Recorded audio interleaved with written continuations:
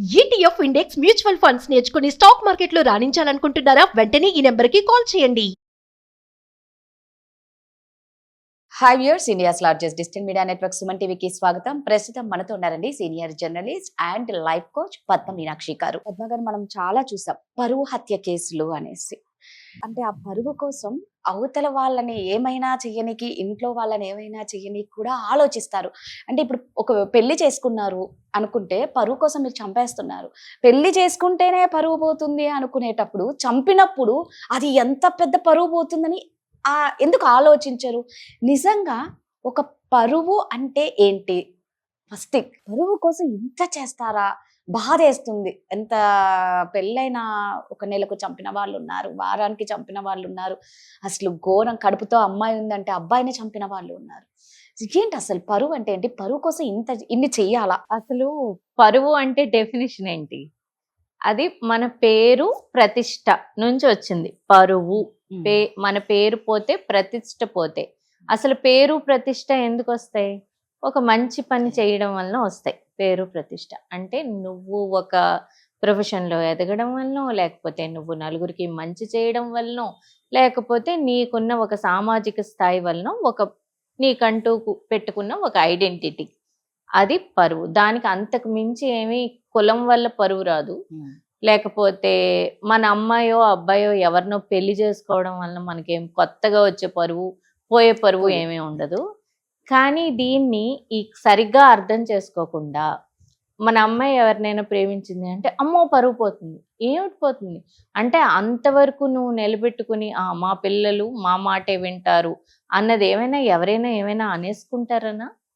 పరువుకి అసలు డెఫినేషనే లేదండి. గట్టిగా చెప్పాలంటే మనం పరువుకి డెఫినేషన్ ఏంటి? ఐడెంటిటీ. అది మనం ఇన్ని రోజులు మన ఉనికి, అదే పరువు. ఇప్పుడు అది చెడ్డ పని మనంతట మనం ఎవరికైనా హామ్ చేస్తే, నేను మిమ్మల్ని తిడితే, లేకపోతే మిమ్మల్ని తక్కువగా చూస్తే అది పరువు పోవడం. అంతేగాని అమ్మో డబ్బు పోతే, ఇప్పుడు ఏదైనా బిజినెస్లో లాస్ అయిపోతే ఎవరేమనుకుంటారు? బిజినెస్లో లాస్ అయిపోతే అది నీ నష్టం, నువ్వే కట్టుకోవాలి. ఎవరేమనుకుంటారు? అనుకుంటారు. ఎన్ని రోజులు అనుకుంటారు? వీడు బిజినెస్ సరిగ్గా చేయలేదు అనుకుంటాడు, లేకపోతే అప్పులు తెచ్చాడో అనుకుంటాడు, ఇంకేదో అనుకుంటాడు, లేకపోతే మనతో మాట్లాడడం మానేస్తాడు. దానికి మన పరువు పోయేదేముంది? మనం మళ్ళీ కష్టపడతాం, సంపాదించుకుంటాం. జాబ్ పోతే మళ్ళీ కష్టపడతాం, మళ్ళీ సంపాదించుకుంటాం. అందులో పరువు ఏముంది?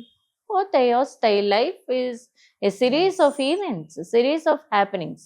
So coming back to the point, మన అమ్మాయో అబ్బాయో ఎవరినో ప్రేమిస్తే అంటే అక్కడ 2 పాయింట్స్ ఉంటాయి. కొంతమందికి ఏమిటంటే ఇంకొక క్యాస్ట్లో ప్రేమిస్తే, అమ్మో మన కాస్ట్ కాదు. ఆ క్యాస్ట్లో మనకి తెలిసి పుట్టామా? ఒక క్యాస్ట్లో మనకే తెలియదు ఏ క్యాస్ట్లో పుడతామో. మనం పుట్టాం, అది అదృష్టమో దురదృష్టమో ఒక కేటగిరీలో పడతాం. ఈ పడిన తర్వాత ఆ అబ్బాయి ఎవరని కూడా అడగం మనం, లేకపోతే ఆ అబ్బాయి ఎవరినో ప్రేమించాడు, ఆ అమ్మాయి ఎవరు అని కూడా అడగం.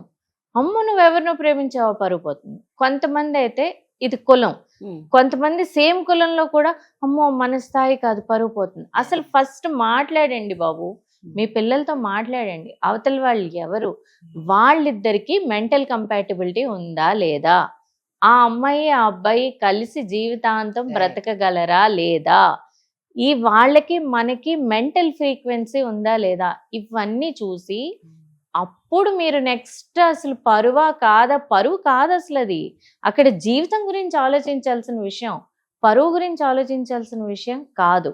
ఇంకా చంపేయడం అంటారా, అదే అసలైన పరువు పోవడం అది. ఎందుకంటే నువ్వు ఒక తప్పు చేస్తున్నావు, తప్పు చేస్తే నీ ఐడెంటిటీ పోయింది.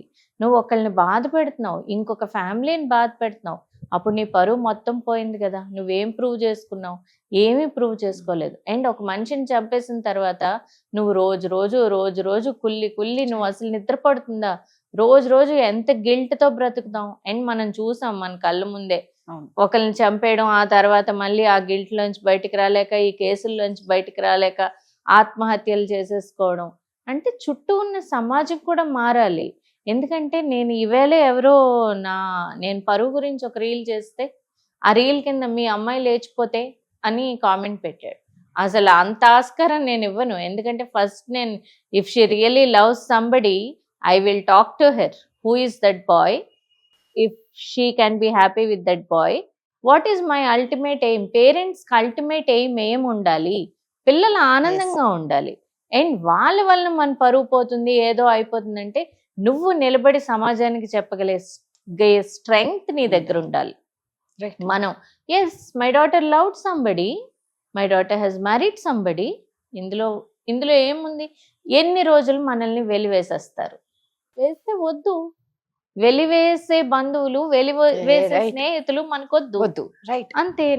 నేనైతే అట్లా ఆలోచిస్తాను. అండ్ ఈ పరువు అనేది మాత్రం నా దృష్టిలో అసలు మన ఊహకి లేకపోతే మనం కావాలని పెట్టుకున్న సంఖ్యలవి. మన పిల్లల జీవితం ఆనందంగా ఉండడం అన్నది ఫస్ట్ ఇంపార్టెంట్ థింగ్. సెకండ్, ఇంకా 2 పెళ్లి చేసి పంపిస్తారు, లేకపోతే ఆ అమ్మాయి ఎవరినో ప్రేమించి పెళ్లి చేసుకుంటుంది. పొరపాటు అవ్వచ్చు, అక్కడ ఇబ్బందులు పడుతూ ఉండొచ్చు. అబ్బాయి అయినా అవ్వచ్చు, అమ్మాయి అయినా ఇబ్బందులు పడుతూ ఉండొచ్చు. కానీ నువ్వు ఒక్కసారి పెళ్లి చేసి వెళ్ళిపోయావు కాబట్టి నువ్వు ఇంక మా ఇంటికి వస్తే పరువు పోతుంది అంటారు.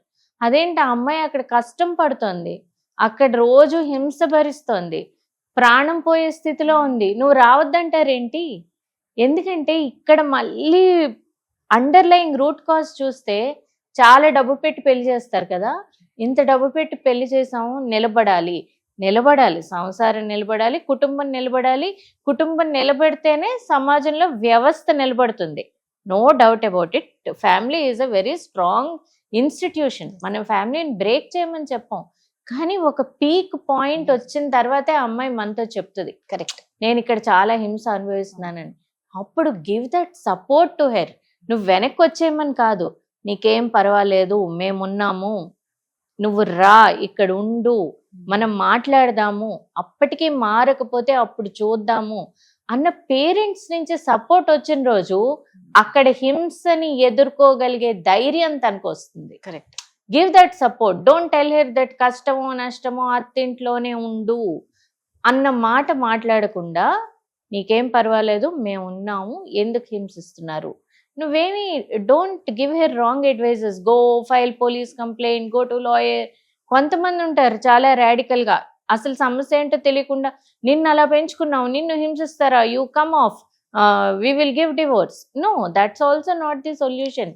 But understand the problem and guide her or guide him. అమ్మ, ఈ అమ్మాయితో ఉండలేకపోతున్నాను అంటే అబ్బాయి పేరెంట్స్ కూడా అలాగే గైడ్ చేయాలి, అమ్మాయి పేరెంట్స్ కూడా అలాగే గైడ్ చేయాలి. అండ్ ఏదైనా అమ్మో విడిపోతే, ఆ విడిపోయే పాయింట్కి వచ్చాక నేను చెప్తున్నాను, ఈ మధ్యలో అన్నీ మనం ప్రతి ఒక్కరి సిచ్యువేషన్స్ వేరు. అమ్మో విడిపోతే పరువు పోతుంది, అదొద్దు. విడిపోతే ఏం పరువు పోదు, ఎందుకంటే మీ అమ్మాయిని మీరు ఫైనాన్షియల్గా, ఇమోషనల్గా ఇండిపెండెంట్ చెయ్యండి, అప్పుడు ఏ పరువు పోదు. పరువు అనేది ఒక, నా దృష్టిలో ఊహాత్మక పదం అంతే. As long as you give support to your child, be it a boy or a girl, put them in a right way and make them lead life in a dignified and decent way. అదే పరువు. Super చెప్పారు. Thank you. Thank you.